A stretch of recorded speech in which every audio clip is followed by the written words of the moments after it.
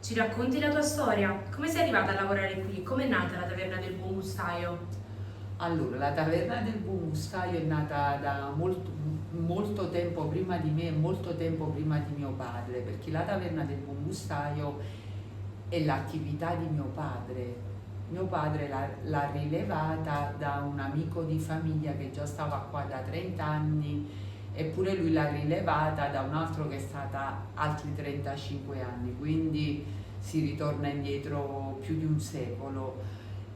Nasce come vini e cucina dell'epoca, dove praticamente si vendeva anche solo vino sfuso e si cucinavano quei pochi piatti del giorno, però era sempre insomma improntata sulla cucina tipica napoletana, piatti poveri, insomma, però cucinati col cuore, dove comunque a pranzo o a cena venivano professori universitari, medici del vecchio Pellegrini, operai che lavoravano in zona, insomma pure chi era da solo si accomodava e comunque non si perdeva occasione per fare due chiacchiere col vicino di tavolo, perché visto che comunque era un locale piccolino e le persone insomma si sedevano dove capitava.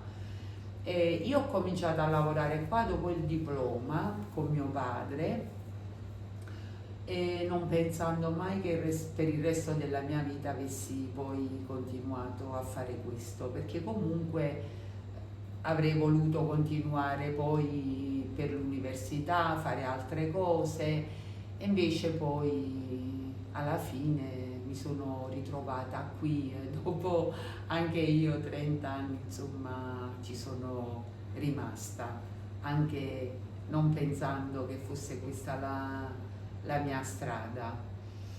E piano piano poi, ecco, lavorando con mio padre che adesso non lavora più, già da molto giovane ho cominciato a capire che a tavola, la tavola e il cibo è un momento di condivisione molto molto importante per i napoletani, in generale per tutte le persone. A tavola si discute, si litiga, si raggiungono accordi con il cibo e la tavola. E insomma è una componente, ho capito che comunque è una componente molto importante, almeno per noi italiani.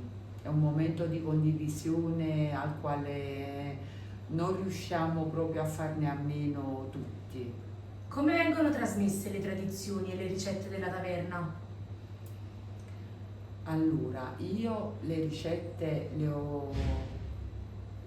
sono state trasmesse dalla famiglia, mia mamma, mio padre, alla fine qui ancora si cucinano piatti che veramente non si sentono neanche più in giro, anzi alcuni piatti non vengono neanche più richiesti perché comunque le persone ormai insomma cercano cucine più leggere, più insomma cose diverse, però noi comunque teniamo la tradizione. E poi per quanto riguarda alcune tradizioni, cioè, secondo me fanno parte proprio del nostro essere, fanno parte di noi, fanno parte del nostro vissuto, e quindi è come se fosse proprio un atto che si compie anche involontariamente. La ricetta, no, le ricette non sono scritte, sono nostre. Io non la saprei neanche scrivere forse una ricetta, perché è talmente involontario l'atto col quale si cucina che si fa e basta. E quasi non te lo so spiegare. Come il luogo e l'ambiente influenzano la cucina e la cultura della taverna? Il luogo e l'ambiente, ma diciamo che hanno influenzato poco la taverna, perché almeno quello che mi dicono le persone quando arrivano qui da noi, dicono che praticamente è come se si ritornasse di 50 anni indietro, praticamente non abbiamo cambiato nulla. a parte piatto più, piatto meno, ma non... Certo sì, la turistificazione ha fatto in modo di avere altre richieste, questo sicuramente, ma non è per spocchia assolutamente, ma l'unica cosa che abbiamo modificato è il menù. In che senso? Che è stato scritto in altre lingue, ma i piatti non sono stati proprio cambiati, insomma, al di là dei gusti che possono essere delle persone. Se non mangi ad esempio carne, nella pasta patata e provola c'è il guanciale di maiale, mangi un'altra cosa dove magari non contiene carne, ma non è che ci mettiamo a cambiare la ricetta, no, questo ce lo teniamo così com'è, come è sempre stato e qua sempre così sarà, almeno fino a quando ci sono io, poi dopo non saprei. Come la stagionalità e le festività influenzano la cucina e la vita della taverna? Ecco, la stagionalità è un po' più incisiva sulla cucina, perché più o meno ci sono delle cose che le puoi trovare come non le puoi trovare, tipo i friarielli d'inverno d'estate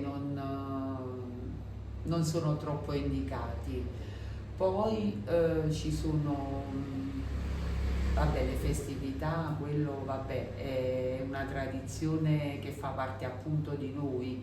Ci sono tanti piatti che comunque noi cuciniamo solo nei periodi di festività, tipo quella natalizia, dove comunque non si può fare a meno della minestra maritata, vabbè, la genovese che c'è sempre. E poi sai, insomma, qui gira e rigira, comunque vengono sempre più o meno le persone anche dopo 20 anni. Natale è un momento dove si riuniscono le famiglie, dove si riuniscono gli amici, i colleghi di lavoro, pranzi, cene per i saluti di Natale, per gli auguri di Natale. E quasi tutti alla fine vengono a pranzo, a cena per fare un saluto alla taverna dove comunque è passato il mondo di qua. In 30 metri quadrati veramente è passato il mondo, anche perché sono ormai 30 anni che insomma ci lavoro io, quindi è passato un po' di tutto. Come la globalizzazione e il turismo hanno influenzato la cultura e la cucina della taverna?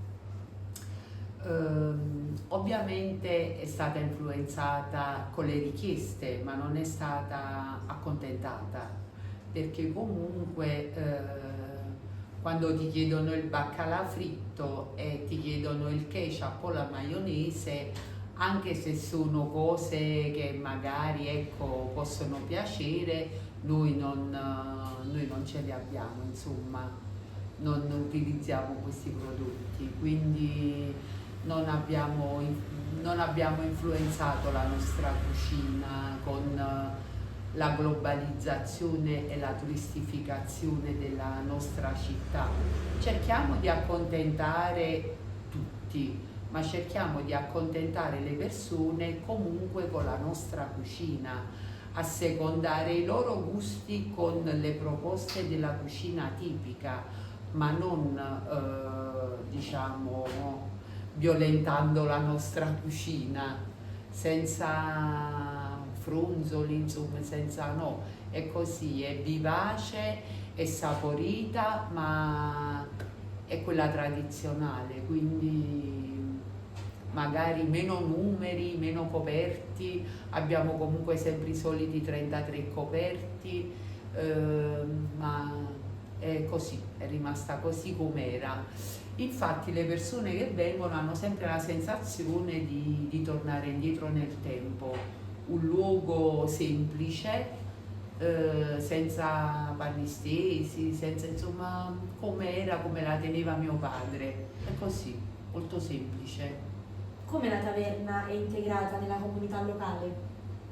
La taverna è integrata nella comunità locale, insomma, tranquillamente.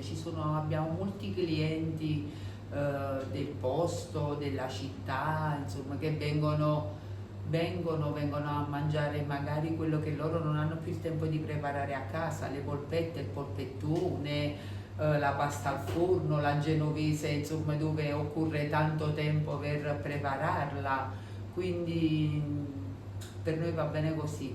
Siamo contenti di questo risultato, siamo contenti di non fare troppi social, ma nulla contro i social, per carità, però insomma fai in modo di, secondo me, secondo la mia opinione, insomma ti dà modo di conservare forse anche la tua intimità. Cosa rende la Taverna del Buon Gustaio un luogo autentico e unico?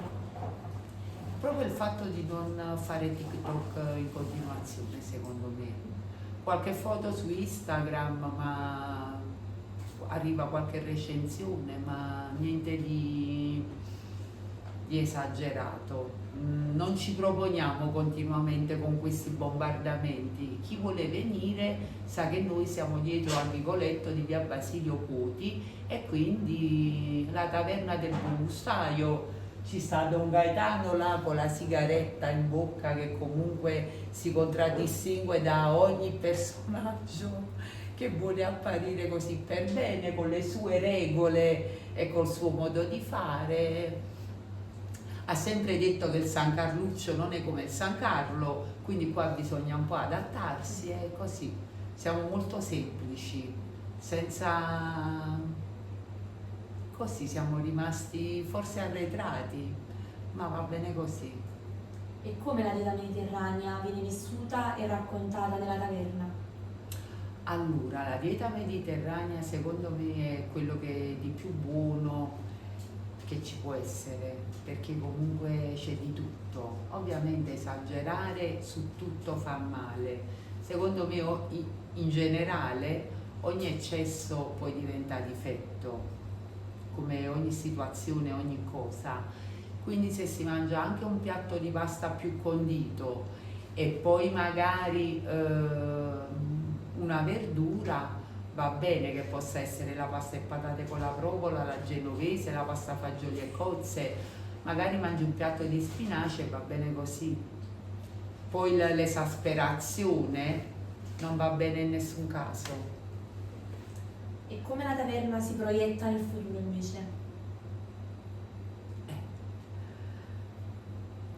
La taverna si proietta nel futuro, ma giorno per giorno, guarda, siamo andati avanti una vita così, fino a quando ci sarà qualcuno che magari ci tiene alla tradizione, vuole provare qualcosa di autentico, vuole un assaggio di quella che è stata Napoli, ma quella che è stata Napoli veramente deve venire in questi posti, non dico solo nel mio locale, per carità, a Napoli ce ne sono tanti che conservano la stessa tradizione, viva Dio, però chi vuole un assaggio di Napoli per quella che era, per quella che è ancora di napoletani, per l'umiltà, per la cultura, deve entrare in questi posti.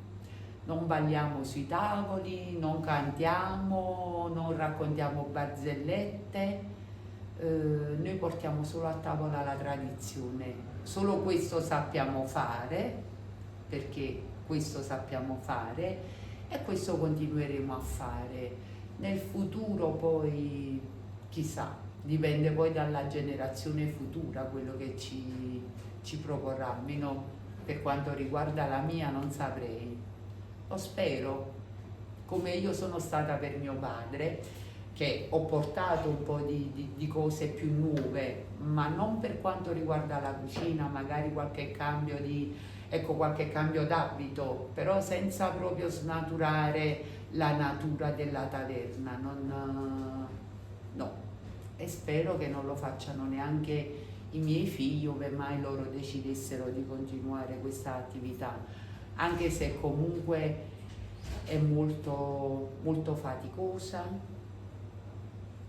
e ha molte responsabilità, devi essere molto paziente, però chissà, insomma, ho avuto anche tante soddisfazioni è passato di tutto qui, come già vi dicevo prima, sono passati politici, personaggi dello spettacolo, insomma registi, persone di una cultura veramente elevata, persone che hanno saputo raccontare storie di vita veramente toccanti, quindi per me è stata un'emozione lavorare tanti anni qua, anche se non era quello che volevo dalla mia vita, però poi tutto questo mi ha fatto vivere tante vite attraverso i racconti degli altri, anche perché ecco appunto, se vi guardate intorno vi rendete conto che è un posto piccolissimo, quindi quando vieni in questi posti, non voglio dire direttamente in taverna, quando vieni in questi posti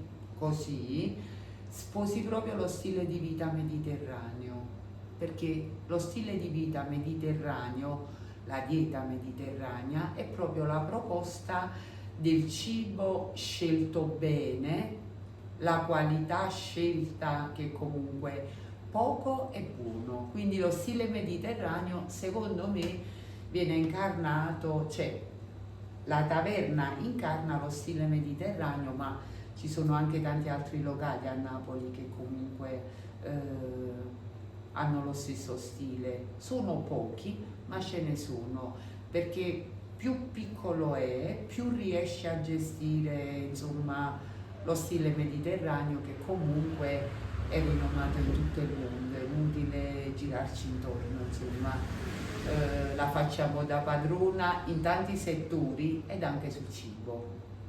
Quindi come il riferimento allo stile di vita mediterraneo, il cibo viene raccontato e presentato all'interno della taverna del Buon Gustaio?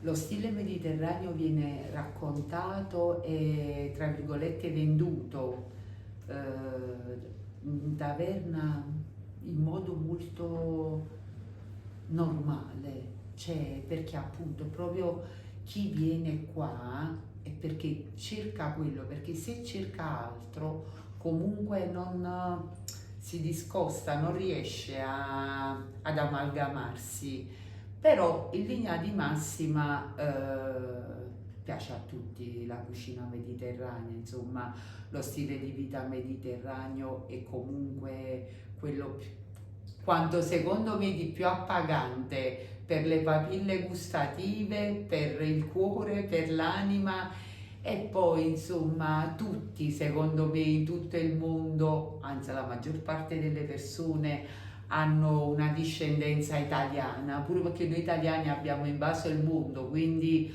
secondo me la memoria delle papille gustative lo cerca proprio lo stile mediterraneo, quindi ecco la pasta, il pane, gli ortaggi, le verdure, i nostri pomodori, che voglio dire sono i nostri diamanti credo, e poi vabbè il pesce azzurro, ma infatti ecco sono alimenti tra virgolette semplici, però il pesce azzurro secondo me quanto di migliore ci possa essere rispetto a tante altre cose pregiate, insomma, che sono altrettanto buone, però la dieta mediterranea, lo stile mediterraneo è proprio questo, quindi non ne possiamo fare a meno. Pasta, pane, pomodori, patate. E infine come la memoria e la storia della taverna vengono preservate e trasmesse? Diciamo che questa è una cosa un po' più complicata, perché secondo me per quanto uno possa scrivere, delle cose andrebbero proprio vissute. Le devi vivere. Sicuramente ci sono racconti, ecco come sono state cose raccontate a me da mio padre, mio nonno, dalla persona che c'era prima che la rilevasse mio padre. Cioè, insomma, raccontava tante cose, però comunque io ricordo che quando loro raccontavano queste cose negli occhi avevano proprio un'energia che ti dava un'enfasi al racconto particolare, però vissute è un'altra cosa, perché aperta quella porta poi c'è tutto un mondo, anche le persone che collaborano, insomma, siamo pochi, quindi Ecco, pure questa è la tradizione, lo stile mediterraneo, a parte il cibo, è proprio un modo di vivere, è un modo di vivere diverso, capito? Pure noi qua siamo 5-6 persone, tutte strane, io e i miei collaboratori, ma è come se fossimo una famiglia. Quindi lo stile mediterraneo è il cibo, ma anche il modo di vivere, l'accoglienza, il cuore proprio.